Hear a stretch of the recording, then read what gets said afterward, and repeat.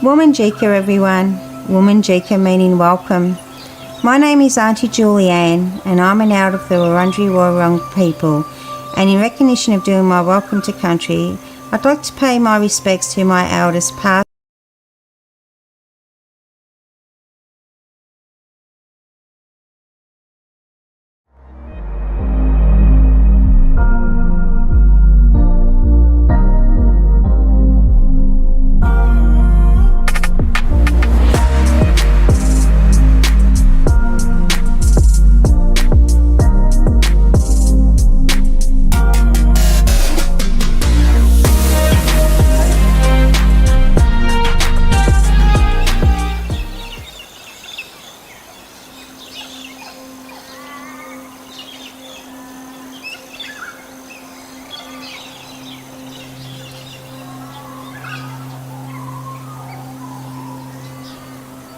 Woman Jika, everyone.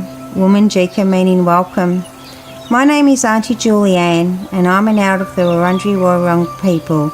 And in recognition of doing my welcome to country, I'd like to pay my respects to my elders past, present, future, and any elders that were here today. And I would also like to welcome you all here today. The Wurundjeri Woi-wurrung tribe consists of 3 families, the Nevins, the Terricks and the Wandans, and I'm part of the Nevin family. The 3 families all descend from one woman called Annie Barratt, which makes us one big family. Annie Barratt is the youngest sister of William Barratt, a pioneer for Aboriginal people in the 19th century, fighting for equality and land rights. I'm here today to welcome you all to the land of my ancestors. We call the land within our tribal boundaries our country. The Kulin Nation, Kulin meaning man, is made up of 5 groups. They are the Wurundjeri Woi-wurrung, Boonwurrung, Tanarong, Watharong and Dja-dja-wurrung. And to give you an outline of the Wurundjeri country and the area we cover.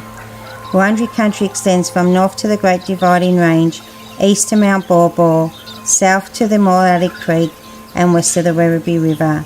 We cover a diverse range of land from the mountains to the beach and everything in between. Many thousands of years ago, if an Aboriginal person from another tribe wanted to cross our boundary, they would have to sit at the boundary and wait for the Narragadah, which is the headman, or an elder to come past to give permission to cross. Traditional Aboriginal culture was highly territorial, and visitors risked a violent reprisal for crossing a tribal or clan boundary without this permission, and this is how a welcome to country originated in our culture. Traditionally, being welcomed onto country meant you respected Bunjil's law. Bunjil, the wedge-tailed eagle, is our creator, and Wah, the crow, is our protector. And as long as you looked after the country, you had access to our waterways and our land resources. And when you enter our country, we ask that you respect our resources, our fauna, flora and water, as they are very special to us. And when you are ready to leave, we ask that you leave it the way you found it.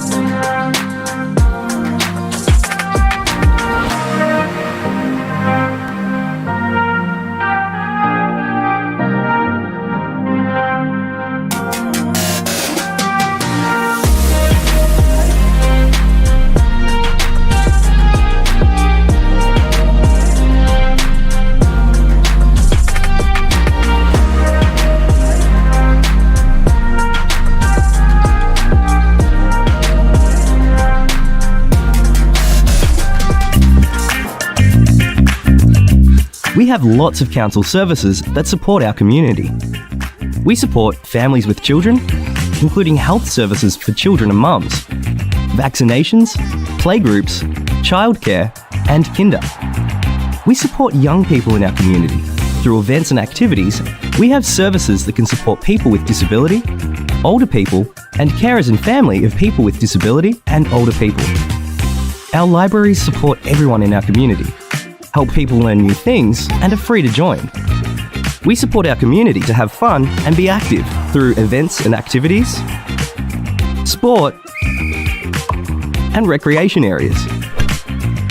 We help look after our places and spaces, the environment, and local businesses.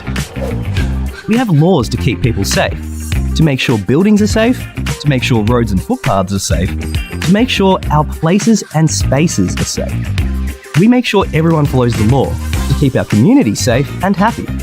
Moonee Valley. It's a great place to live, work, and visit.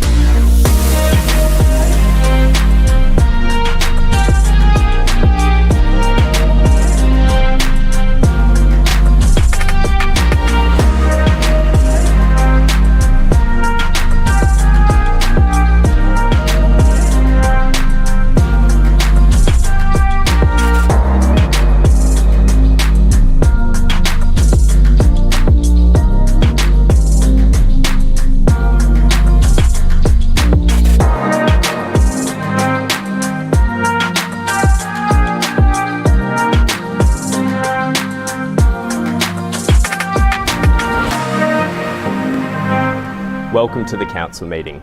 I'm Councillor Piers Tyson, Mayor of Moonee Valley City Council. We aim to get started every second Tuesday at 6:30 p.m.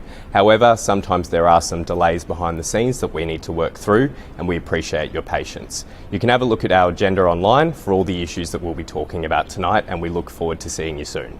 Thanks.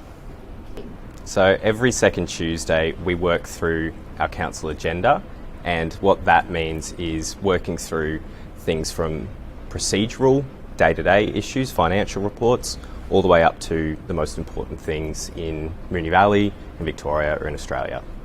And councillors can put up alternatives to that, can put up our staff officers' recommendation, and we can debate that and vote yes or no at the end of the day.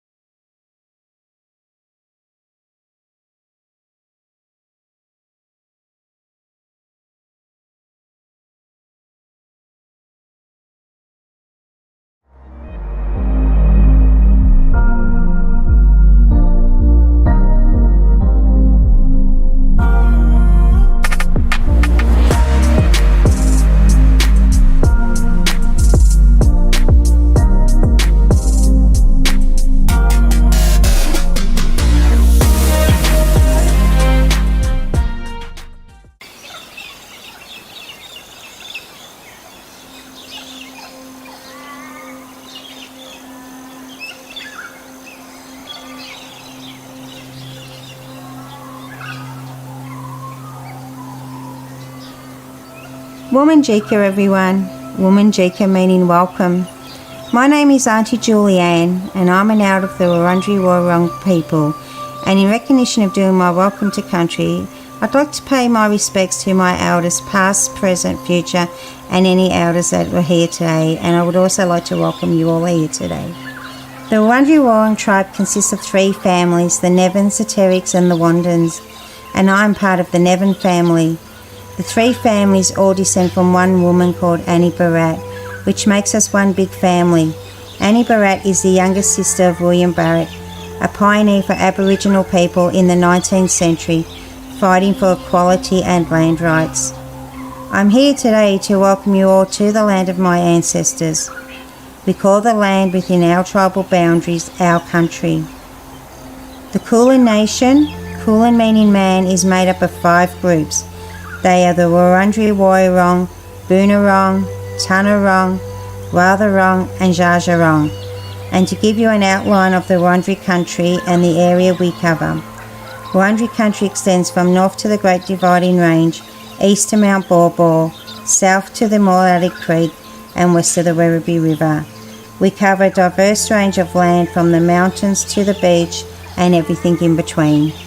Many thousands of years ago, if an Aboriginal person from another tribe wanted to cross our boundary, they would have to sit at the boundary and wait for the Narragator, which is the headman, or an elder to come past to give permission to cross. Traditional Aboriginal culture was highly territorial, and visitors risked a violent reprisal for crossing a tribal or clan boundary without this permission, and this is how a welcome to country originated in our culture. Traditionally, being welcomed onto country meant you respected Bunjil's law. Bunjil, the wedge-tailed eagle, is our creator, and Wah the crow is our protector. And as long as you looked after the country, you had access to our waterways and our land resources. And when you enter our country, we ask that you respect our resources, our fauna, flora and water, as they are very special to us. And when you are ready to leave, we ask that you leave it the way you found it.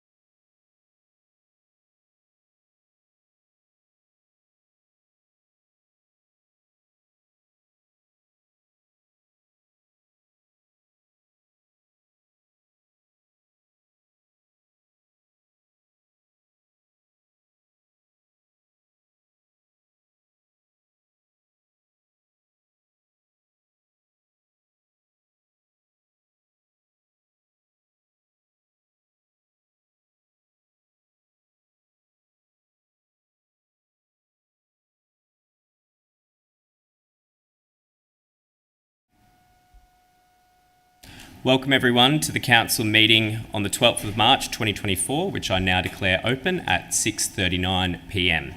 I'd like to warmly welcome the members of the public in the gallery who have joined us tonight, as well as those watching at home on the internet via our live stream. As well as the live stream, the video recording of the meeting will also be available on our website, so attendees in the gallery are advised that your presence may be recorded. I also ask that mobile phones be switched to silent, and a reminder that personal video and audio recordings are not allowed under Governance Rule 75.1. On behalf of Moonee Valley City Council, I respectfully acknowledge the traditional custodians of the land on which we meet, the Wurundjeri Woi-wurrung people of the Kulin Nation, pay my respects to their spirits, ancestors, elders and community members. I also extend that respect to other Aboriginal and Torres Strait Islander people. Item 2 is apologies and leave of absence. Councillor Sharp is currently on an approved leave of absence, and I acknowledge Councillors Bedio and Nation who are joining us via Zoom. Item 3 on the agenda is the confirmation of minutes. Councillors, can I please have a mover and seconder that the minutes from the Council meeting held on Tuesday, the 27th of February 2024 be confirmed? It is moved Councillor Sypek, seconded Councillor Bedio. Councillor Sypek, would you like to speak to the motion? Councillor Bedio? Would any councillor like to speak to the motion? I'll put that to the vote. All those in favour? And that's carried unanimously. Item 4 is declarations of conflict of interest. Does any councillor have a conflict of interest on any item this evening? No? Councillors, do we have any presentations tonight? Councillor Byrne. Thank you, Mayor. Very sadly, I'd like to present on the wonderful Linda White, who unfortunately passed away on the 29th of February this year. She was one of the Victorian senators and she was an absolutely exceptional person. I was lucky enough to meet Linda quite a few times. We actually did a leadership course a number of years ago together. Linda was a lawyer by background, and she was one of those people that sort of knew everyone everywhere and was very generous with her time.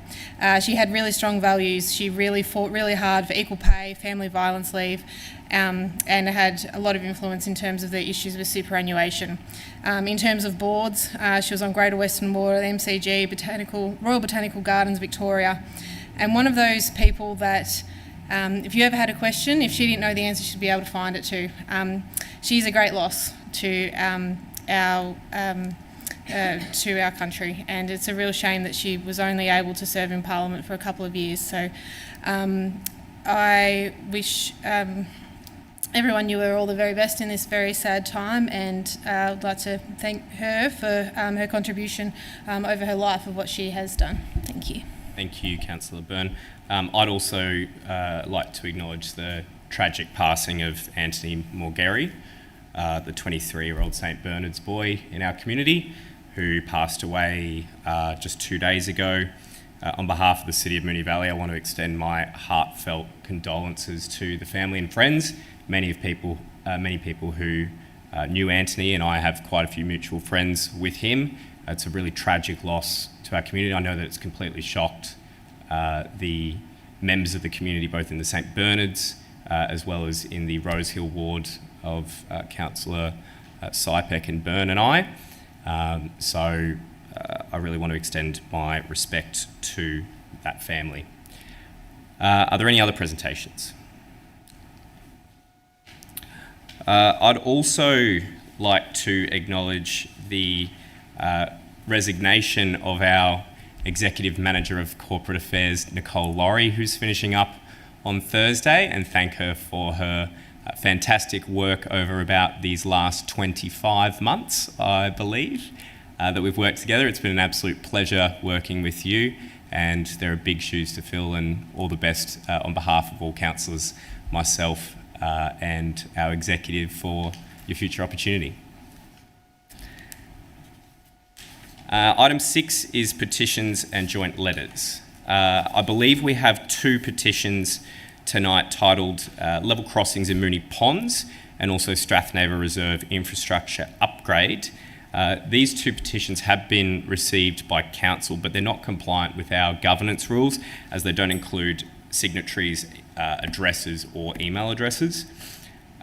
So I'll ask, can I please have a mover and seconder that Council resolves to temporarily suspend our petition and joint letter provisions in the governance rules to allow for petitions and joint letters to be presented at this meeting without adhering to those clauses? Mayor, sorry, before we move to a vote on that, I'd like to declare a material conflict of interest in one of the petitions that, from its title, is that you've read out. I have a material conflict of interest as I live in close proximity to the Park Street level crossing.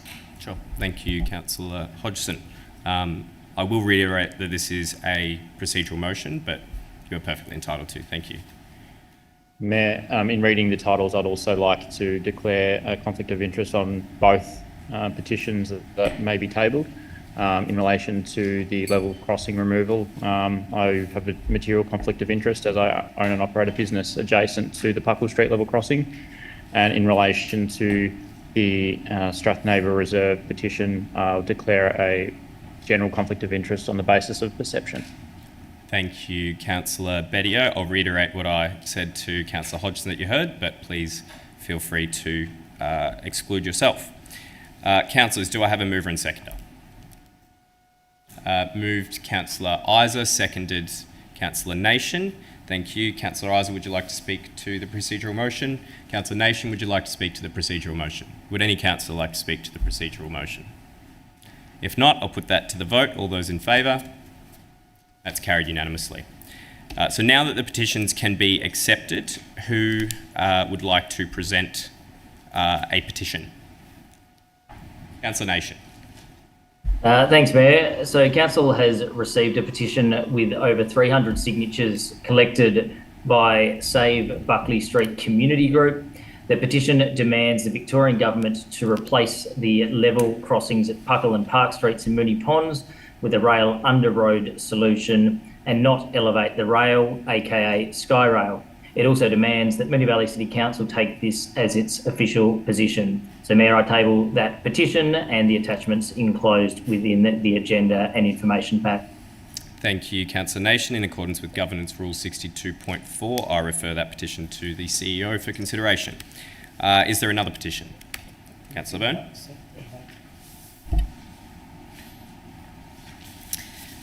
Thanks, Mayor. Council has received a petition from 283 signatories, 41 of which are from the Moonee Valley Municipality, requesting the Strathnaver Reserve's infrastructure be upgraded to provide safe and accessible facilities for community users.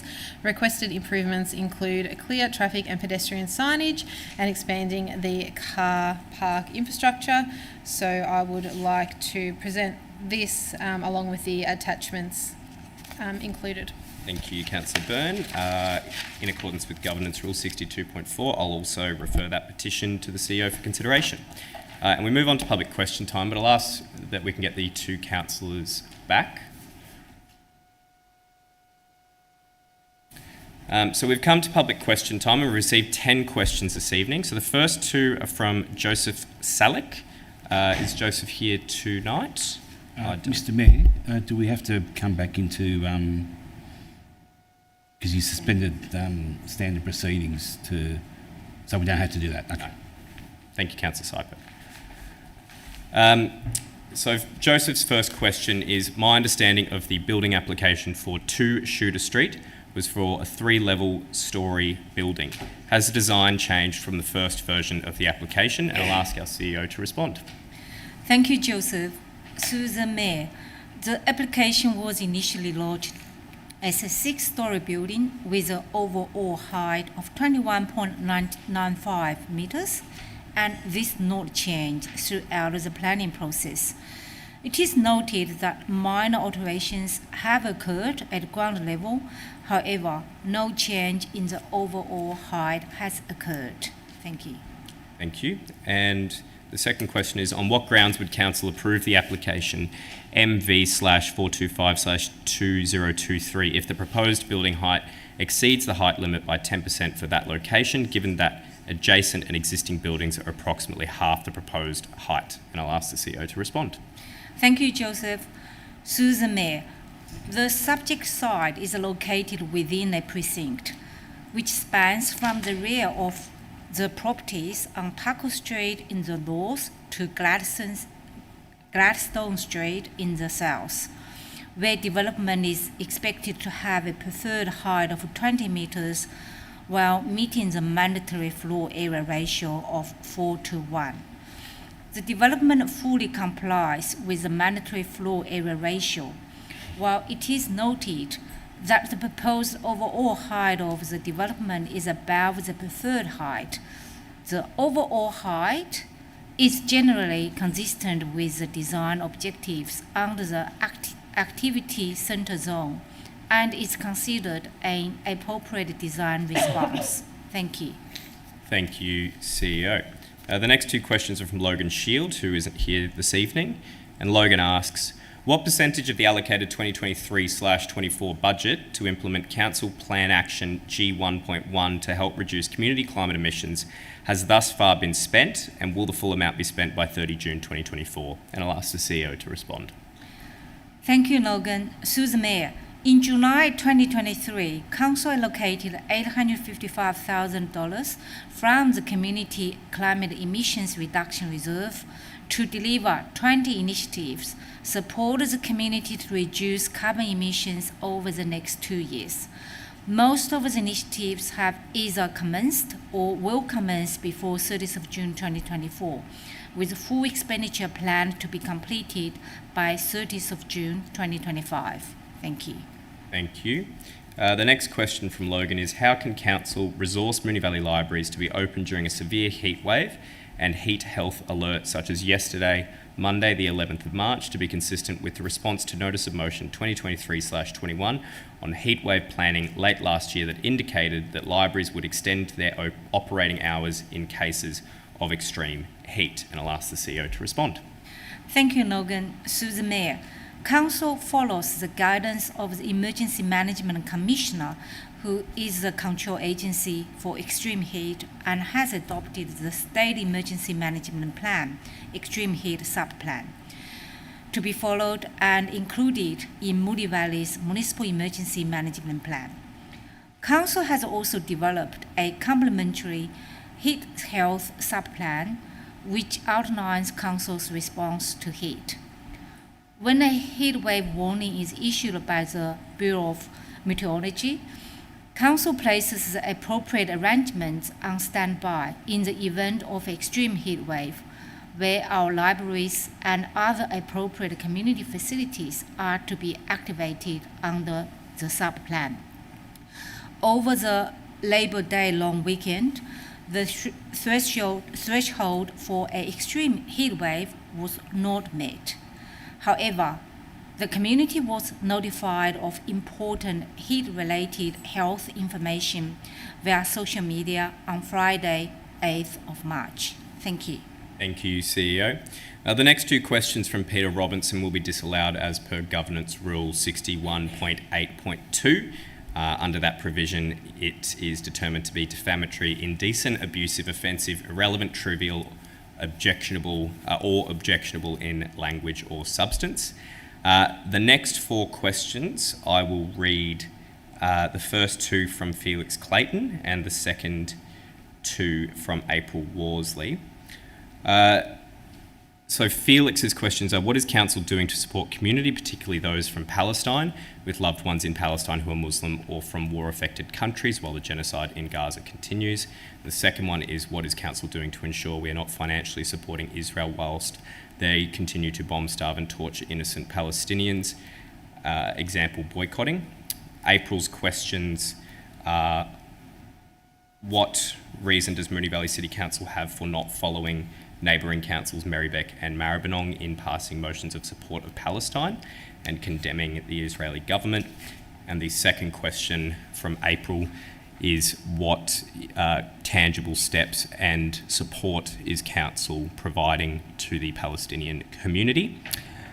So for those four questions, responses were provided on the subject matter on the 14th of November 2023, the 30th of January 2024, and the 13th of February 2024. So please refer to the minutes of those meetings for the full responses. Please note that If the same questions are asked, they will be disallowed. However, I did read them out for the benefit of community members who are asking those questions. So thank you for asking them. The next item on the agenda is reports from delegates. Councillors, do we have any reports in your responsibilities as delegates? Item 9 is reports, and 9.1 is 2 Shooter Street, Moonee Ponds, parentheses Lot 1 on TP 340280F. Construction of a multi-storey building, use of the land as an office, and provision of excess car parking. Councillors, the officer's recommendation is shown on the screen. Do I have a motion? Councillor Hodgson. Thanks, Mayor. I'd like to move the officer's recommendation. Thank you. Is there a seconder? Councillor Isa. Councillor Hodgson. Thanks, Mayor. Look, this one has been the subject of a lot of raised eyebrows, I guess. Shooter Street is a rapidly developing part of the Moonee Ponds Activity Centre, and there are quite a number of very large multi-storey apartments already being built along Shooter Street. This application is for a development on a reasonably small footprint. It's currently a single-storey dwelling. Some of the apartments that have been built along there have taken up multiple blocks of land, and so they're on a bigger footprint.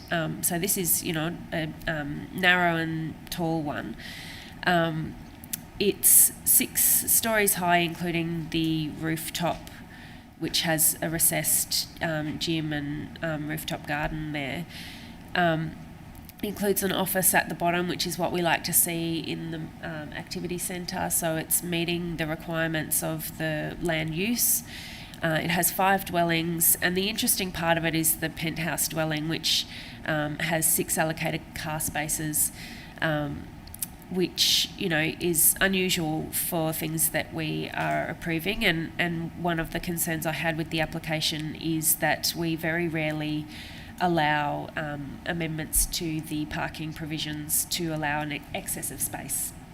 We often get applications to reduce the number of car parks that are required, but we rarely pass ones that exceed.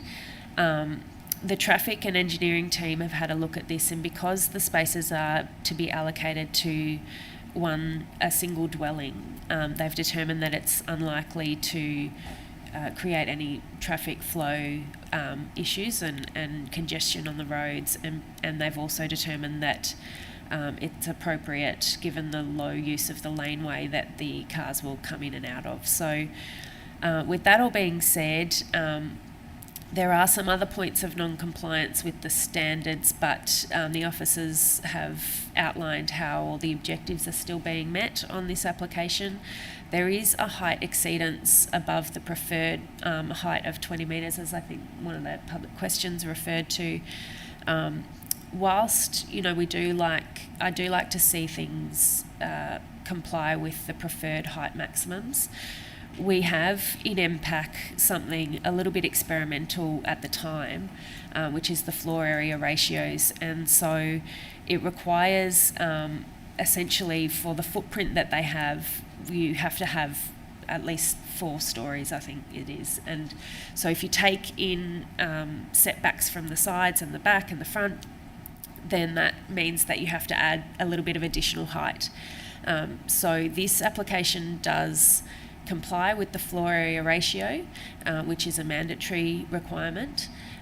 It does exceed the preferred height maximum, but to adjust that, my understanding is that you would then have to push out on the sides, and you would start to impact the neighbouring properties with the setbacks that are there, that are in the current application being reduced. So I'm happy to support the officer's recommendation on its merits. Thanks. Thank you, Councillor Hodgson. Councillor Isa. Oh, thanks, Councillor Hodgson. Look, just to note, obviously there's some concern been raised about the height, but within the context of MPAC, it is, in the context of Shooter Street itself, in fact, it's, I think it's just something that we are going to need to get used to with the MPAC planning scheme being as it is following the changes a couple of years ago.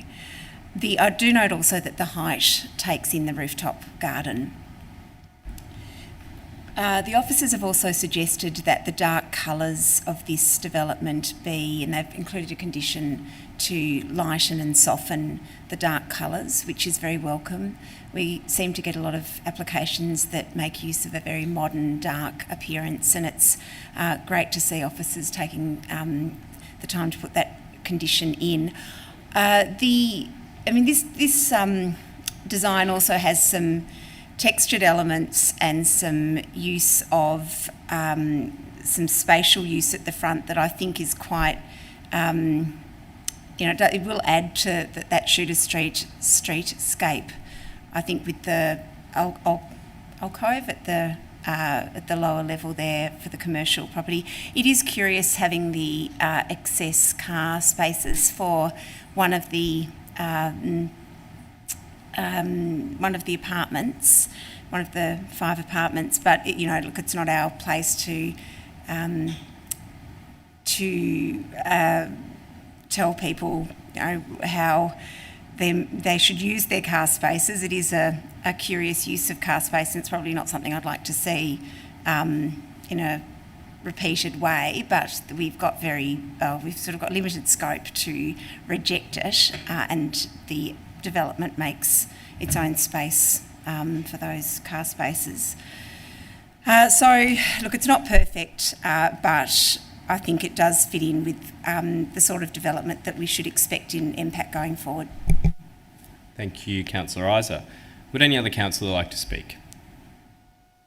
Councillor Bedio. Thank you, Mayor, and through you. There are many reasons why I like this development, and I think this development overall, in terms of design aesthetics, is a good design, a good urban response. However, I can't support this application as it is. Whilst I understand that the application is in compliance with the FAR, which is obviously mandatory, it does exceed the preferred heights set out under Schedule 1 of the Activity Centre Zone, Section 4.4. That section is actually quite specific in relation to when we allow for an exceedance of height on that discretionary basis.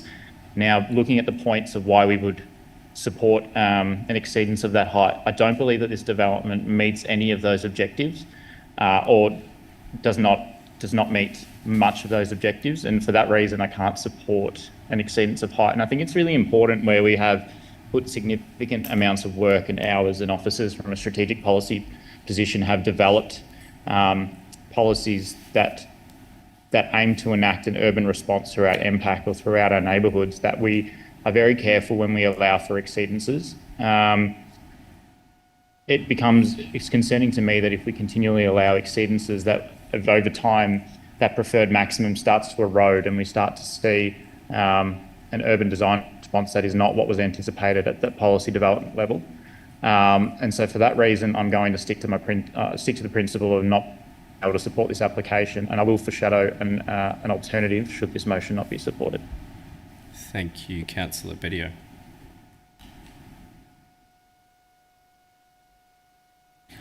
Would any other councillor like to speak? If not, as there's been some dissent, I'll ask Councillor Hodgson whether she would like a right of reply.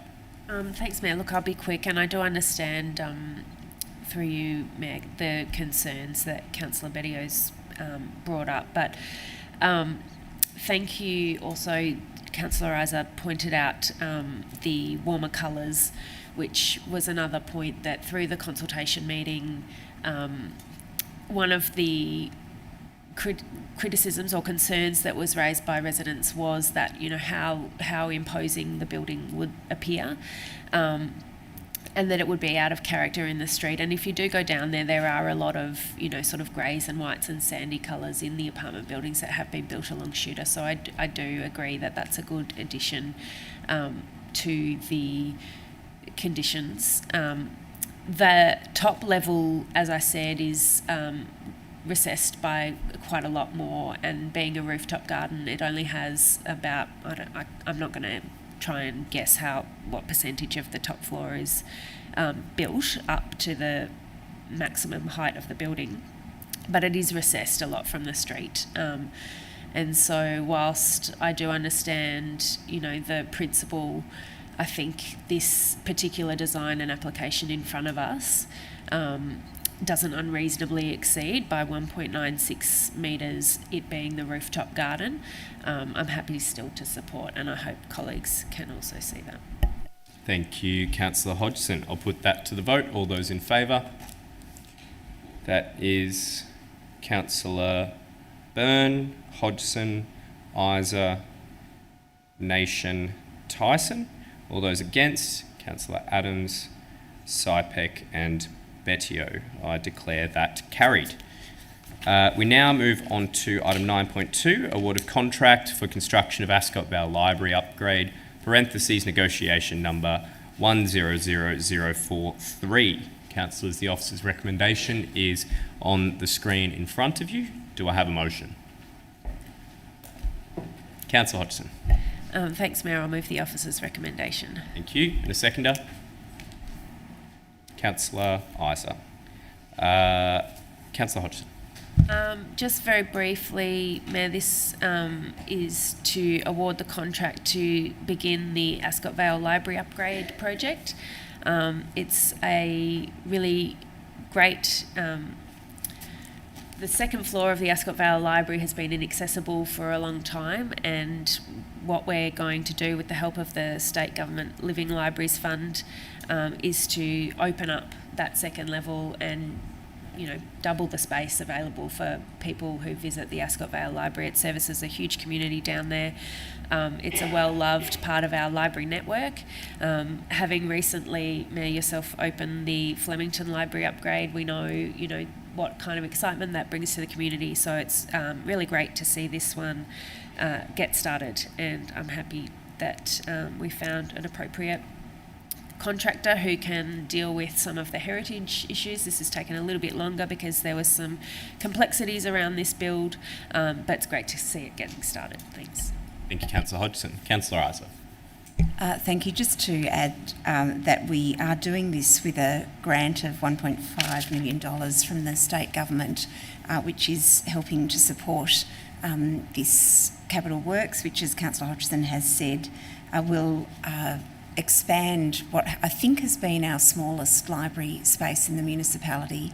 And so with a big family-oriented community around the library and the Ascot Vale housing estate not far away from the library, doubling the size of this library, or thereabouts, probably not quite double, but expanding the size of this library is very welcome for its local community. Thank you. Thank you, Councillor Isa. Would any other councillor like to speak? Councillor Bettio. Not much more to add other than to concur with my colleagues in Moonee.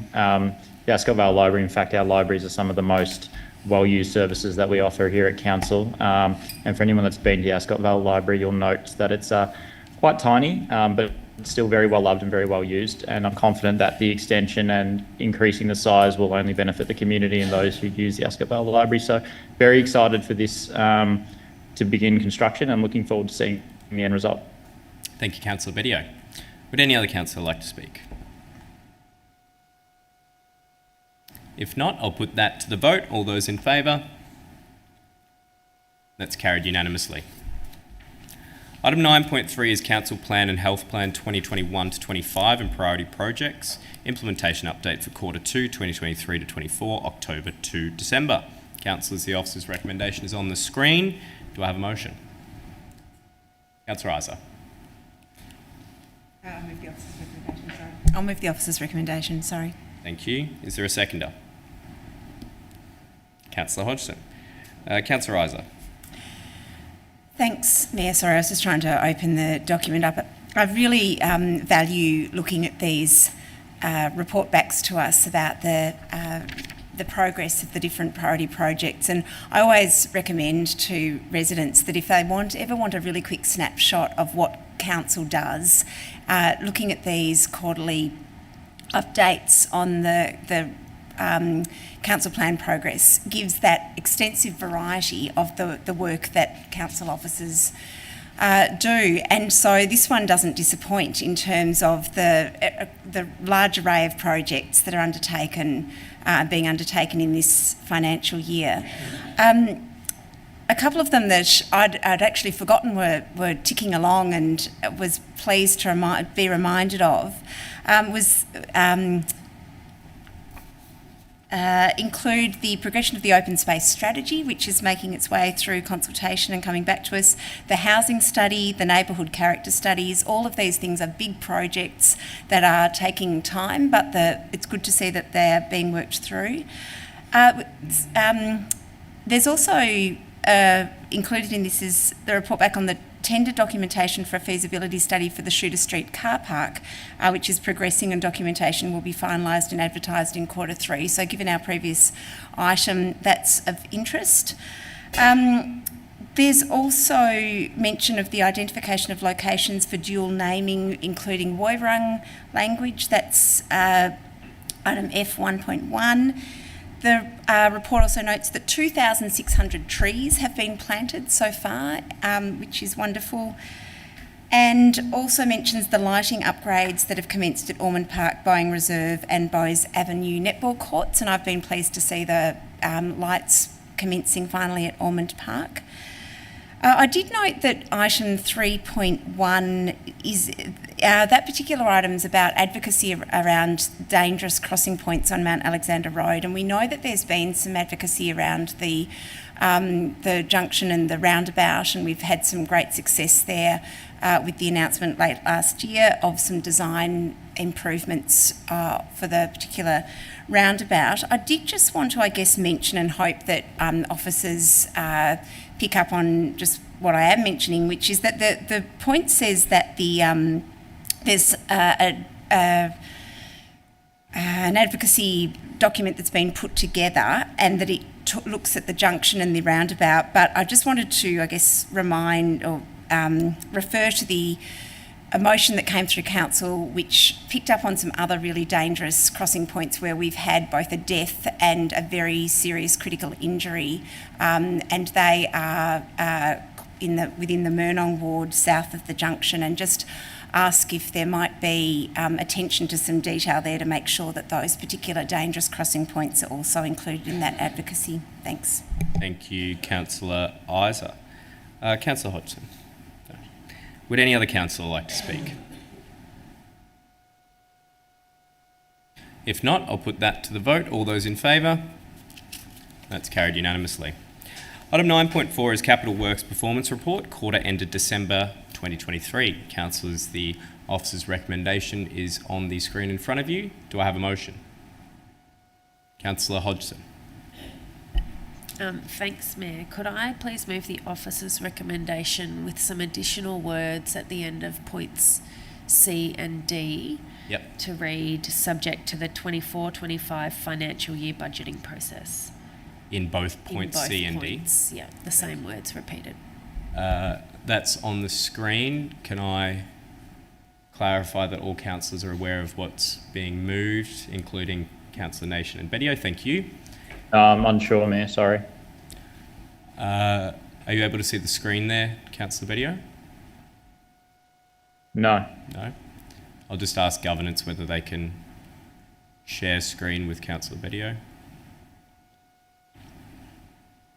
Are you able to see that? Thank you.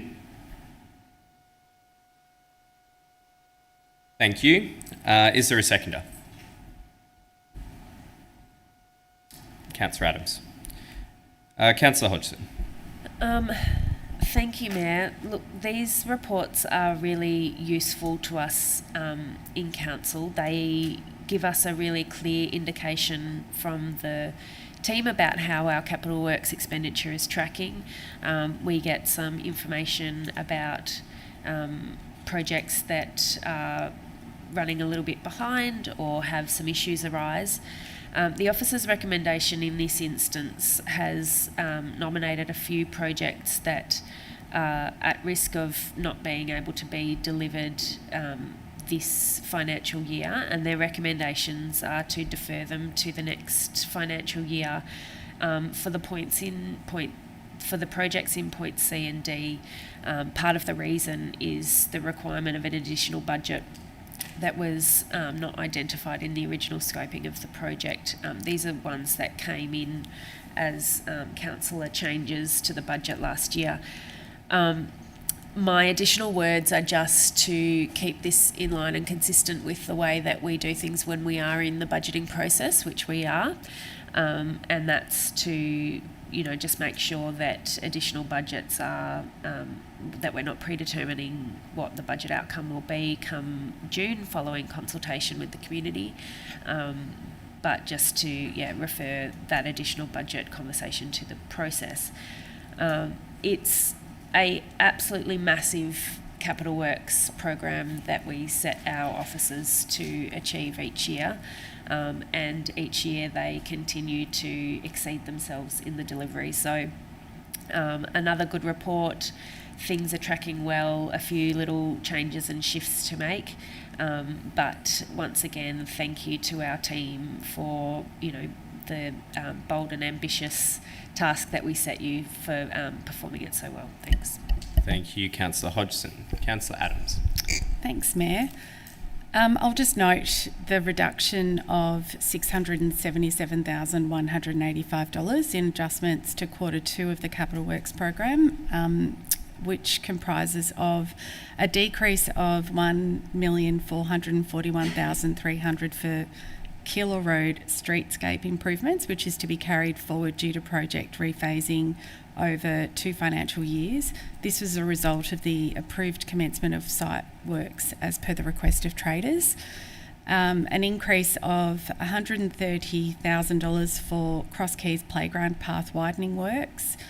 An increase of $485,986 for 177A Mount Alexander Road Pocket Park site remediation, an increase of $107,157 for Bowes Avenue Netball Court lightning upgrade, and also that the net value of total capital works program changes for the financial year is a decrease of $292,185. Thank you. Thank you, Councillor Adams. Would any other councillor like to speak? Councillor Byrne. Mayor, I will, and I've been tossing up how to sort of deal with this report and whether or not I move an amendment, but at this point in time I don't think I will. I'm very mindful that it's a Capital Works performance report of the quarter that ended, and I think what this has really highlighted and really opened my eyes about is I think that a lot, not even just some, I think a lot of our processes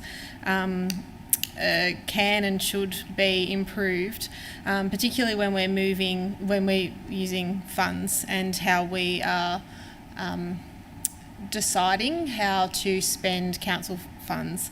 I know Councillor Hodgson put in here subject to the 2024-25 financial year budgeting process, which I agree with.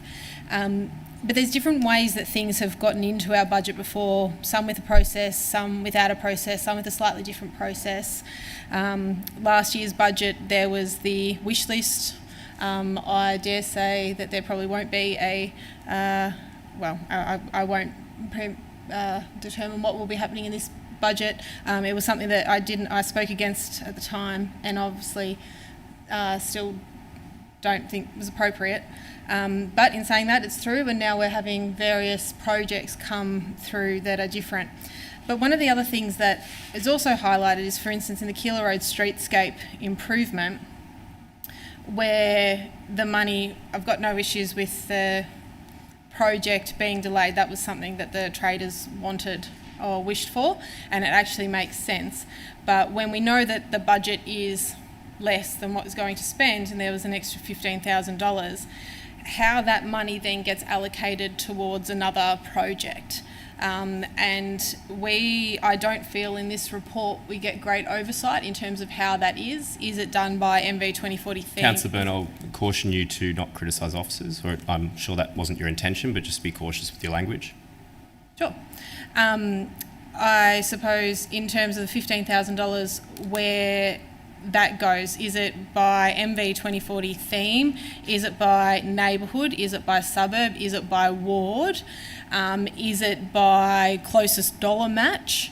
And I suppose that's probably something that when we look at spends per ward, which is often what we do, and when I constantly see Rose Hill down the bottom of the spending of the ward and then money being taken out of a Rose Hill project into another project, I like to know why. I think everyone probably likes to know why. I completely understand that we sit here representing the whole of the municipality, and it's not about that, but we definitely have Councillor a closer Byrne, your eye. time has expired. Can I please have 30 seconds just to I finish my will sentence? give you a 30-second extension. Thank you. Sure. So I suppose this report, and probably a different way that I'm looking at them going forward, has definitely, I've got a lot of questions, and hopefully for the upcoming budget that hopefully things, we can improve on, because at the end of the day we want to tighten things and make sure that we're not misusing public funds. Thanks, Mayor. Thank you, Councillor Byrne. Would any other councillor like to speak? Councillor Isa. Thanks, Mayor.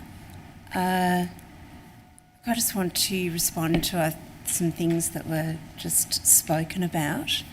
Our officers work extraordinarily hard to take us through about 10 hours of budget briefings where we ask questions and very diligently go through our budget for each year.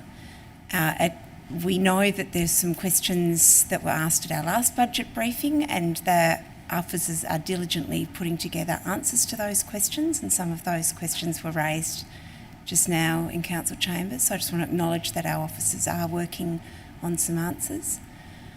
Also want to refer to the fact that at the draft budget last year, a number of items were included as part of our advocacy as representatives of our community, to include some projects that we knew that our community was hoping for. There was a process of consultation with our community, seeking feedback on those projects, and at the end of that process, some further decision making and discussion and debate was undertaken. I guess I want to make sure that all councillors are acknowledging the work that all of the colleagues put into budget deliberations, and that there be no suggestion that there be anything other than a really considered approach to the way that we choose to allocate money on behalf of ratepayers each year. It is probably the highest obligation that we have as councillors to work out how to allocate ratepayers' money, and any suggestion that that's not done by the colleagues around the table with the gravest and most serious of intent, I think I just feel the need to respond to that. I guess I'd just also like to comment that we're about to move to single member wards, and if our territorial thinking has to be challenged further, it's about to be. And our single wards will be quite small. There's going to be money moving in and out of those wards all the time, and our job around the table is to serve the 140 residents across our municipality, not to constrain ourselves to particular ward boundaries. Thank you, Councillor Isa. Would any other councillor like to speak? As there's been some dissent, I'll ask Councillor Hodgson whether she would like a right of reply. No? In that case, I'll put that motion to the vote. All those in favour? That is carried unanimously. Item 9.4 is Financial Performance Report December 2023. Councillors, the officer's recommendation should be on the screen. Now it is. Do I have a motion? Councillor Adams. I'll move the officer's recommendation. Thanks, Mayor. Thank you. Is there a seconder? Councillor Bedio. Councillor Adams. Thanks, Mayor. Council is required to receive quarterly financial performance reports in accordance with Section 97(1) of the Local Government Act 2020. This report is for the period the 1st of July 2023 to the 31st of December 2023. In line with good governance, it forms part of the public accountability process and reporting and includes the operating statement, balance sheet, cash flow statement and capital expenditure. A summary of the financial performance for the period of 6 months ending 31st of December 2023 is as follows.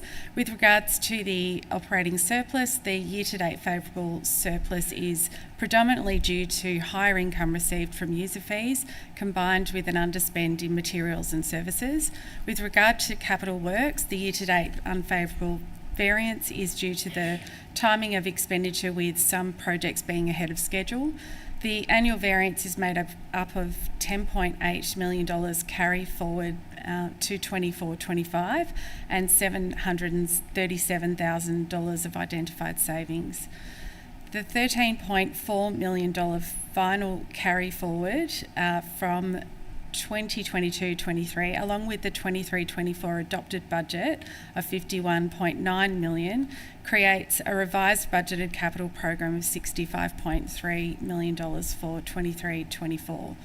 With regard to cash and investments, the year-to-date favourable variance is due to the higher opening cash position at the beginning of the financial year of $10.8 million and favourable timing differences in cash flows from operating activities of $9 million and cash flows from investing activities of $11 million.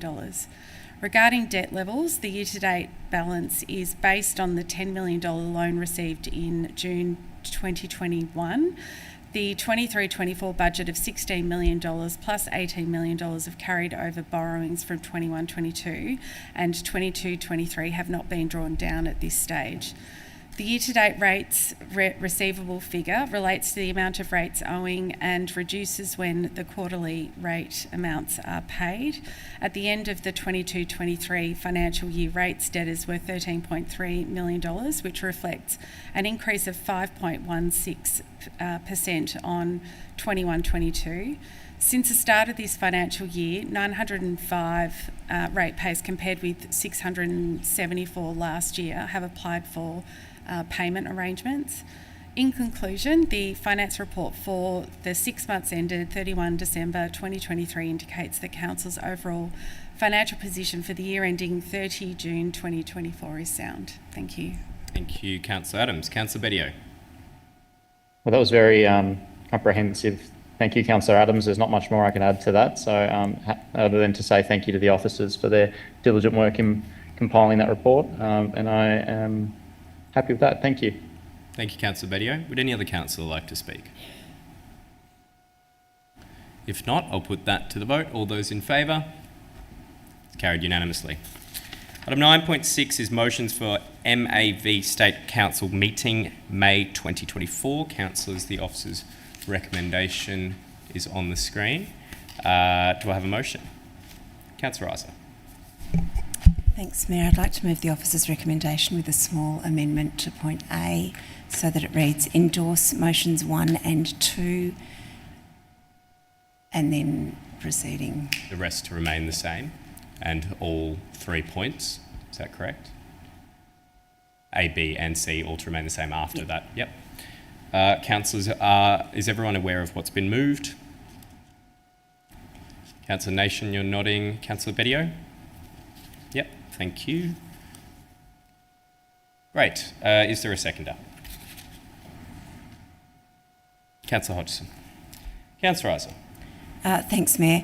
Just briefly, these motions have previously come to the chamber and this motion allows us to then put them forward at the MAV, the Municipal Association of Victoria State Council, and then one of them at ALGA. The reason I've just suggested that we just put 1 and 2 is that the...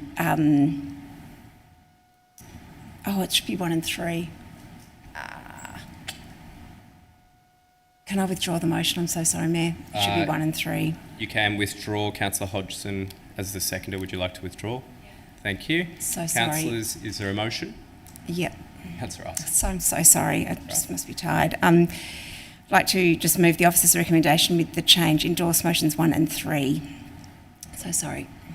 And the rest to remain the same? Yep. Thank you. Is there a seconder? Councillor Hodgson. Councillor Isa. I won't start from the beginning again. Motion 2 is around an issue that's more appropriately targeted towards the federal government and ALGA's then the better forum for us to, or perhaps the more effective forum for us to put that one forward. Motion 1 is around the housing statement. And I guess just to quickly comment on that, because MAV has been doing some advocacy around housing and making sure that local governments are at the forefront of those discussions with the state government around how we can play our role in increasing housing supply.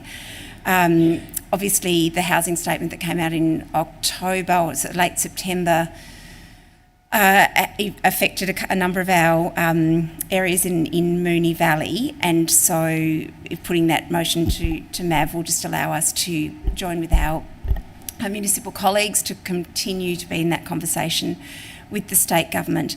That particular motion looks also at the changes to the Flemington housing estate, and our motion makes it really clear that we understand the need for improvements to what I think are some of the most substandard housing. We saw the Victoria Street housing has been replaced with some beautiful new housing developments, and so we now have some brand new housing in Victoria Street in Flemington, surrounded by buildings that were built in the 60s. Water drips down the walls from broken pipes. The rooms are mouldy. The water then can't get up to the 20th floor for showers. Women have explained to me how it takes them 15 minutes to wash their hair on the top floor of those buildings. If the lifts break, if one of the 2 lifts break to servicing the 200 apartments, people have to walk up to 20 flights of stairs. The rooms are hot and they would have been sweltering over the past 3 days. And then in winter, the walkways are there's breezes just waft through the walkways. If people haven't visited the housing estate to witness, these conditions, I really, suggest that you do. I mean, but what our motion also puts forward is that we need to be able to make sure that residents are well supported during these transitions, which are very dislocating transitions for them, and to make sure that residents are at the forefront of all of that planning.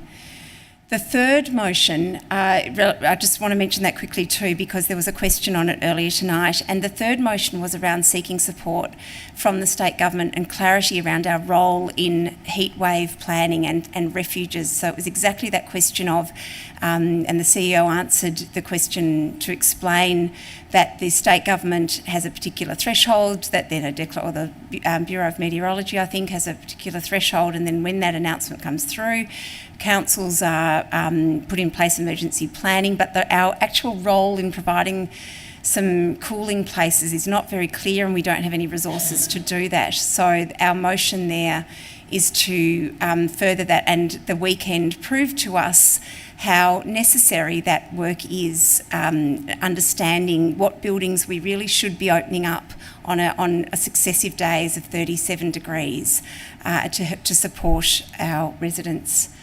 I think that's all. Thank you, Councillor Isa. Councillor Hodgson, would you like to speak? Thanks, Mayor. Thank you. Just to say thanks to officers for putting this together, for continuing to advocate on those things that are important to Council, and to Councillor Isa for her role as our representative on the Municipal Association Victoria. And I know she'll speak strongly to our motions when they go to State Council, as she has tonight. Thank you. Thank you, Councillor Hodgson. Would any other councillor like to speak? If not, I'll put that to the vote. All those in favour? It's carried unanimously. Item 10 on the agenda is noticed as a motion, but we have none listed on the agenda. Councillors, do we have any urgent business, which is item 11? If not, we move on to item 12, confidential reports, and we have one on the agenda tonight. So, councillors, can I please have a mover and seconder that council resolves to close the meeting to the public pursuant to section 66(2) of the Local Government Act 2020 to discuss the following matters as they are considered confidential under the terms of section 3(1). 12.1, award of contract for the principal consultant for the design of Airport West and Coronation Ascot Vale Kindergartens, negotiation number 1000. Contains confidential information relating to A, council business information being information that will prejudice the council's position in commercial negotiations if prematurely released, and G, private commercial information being information provided by a business, commercial or financial undertaking that 2, if released, would unreasonably expose the business, commercial or financial undertaking to disadvantage as it contains commercial in confidence tendered rates. Moved, Councillor Sypek. Seconded, that was a tie between Councillor Byrne and Adams. I'll go Councillor Byrne. I'll put that to the vote. All those in favour? And that is carried unanimously. So therefore, this is where we say goodnight to the members of the public who are joining us via live stream and those in the gallery. We'll see you next time, and thank you for joining us. I close the meeting to the public at 7:35.